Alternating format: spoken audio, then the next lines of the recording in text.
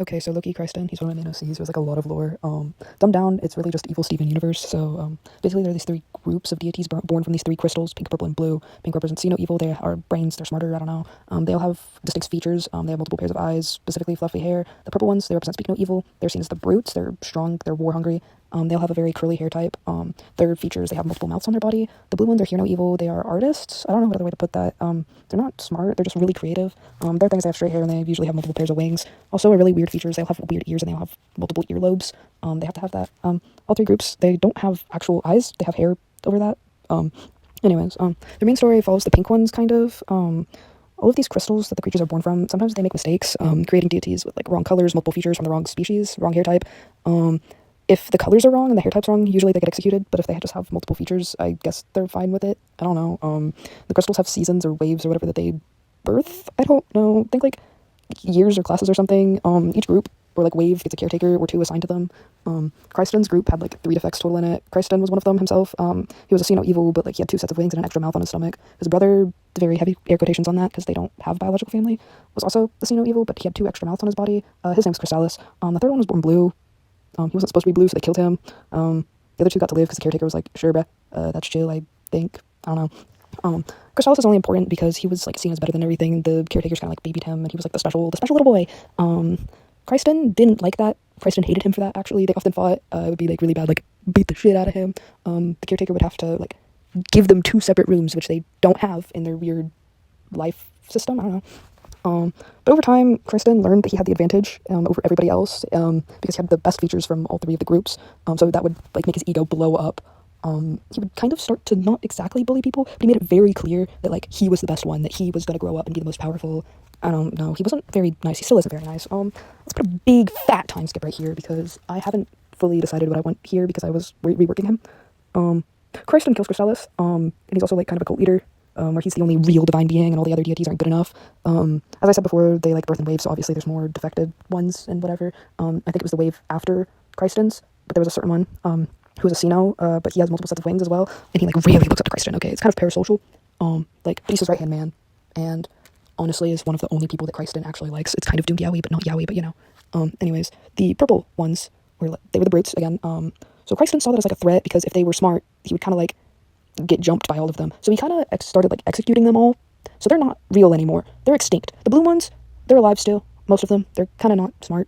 So all of them got to live except for the ones that were in his way or like planning to get against them. The pink one's his own species. Half of them, they're not a thing anymore either. The whole thing was they agreed to worship him and be in like his army. They could do that, but if they didn't, they died. More on his personal feelings. I mean, obviously he has a big god complex, but that gets in the way of him being able to like truly express himself. Deep down, he doesn't think that he's good as he says he is. There's like a nagging part of him that knows that he shouldn't have ever done what he did. He wonders what happened if he was born like everyone else. What would happen if he didn't kill his brother? What would happen if he didn't, start a cult? Yeah. Now we're gonna go like on the timeline of his design and stuff. He started just like a mindless gacha character. He took like 5 weeks to complete because I just like would do one feature, get distracted, and then I would forget about him, and then I would find him in my gacha. I don't know what that's about, but I had him and I didn't know what to do with him. And then I decided, you know what, wanted to give him lore, so I made the crystal things. I made a few drawings in my sketchbook that were like kind of weird. They were like drink the milk from the divine, and they were all culty and stuff.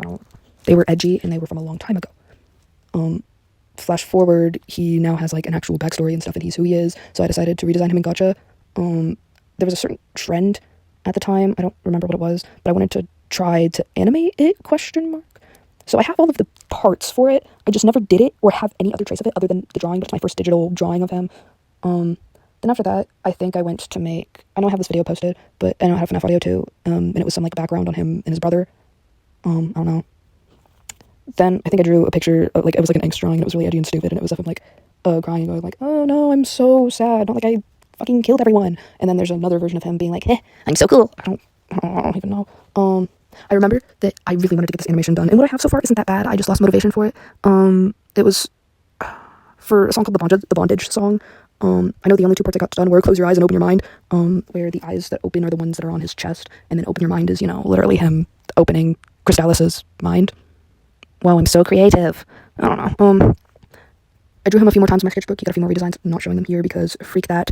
Then I have a drawing that I did of him, like, I don't know how many months ago, like a lot of months ago, and it's not great. It was whenever I first figured out how to render drawings, and so it's kind of bad, not good. But it's of him and his sad little doomed freaky owie. Yay!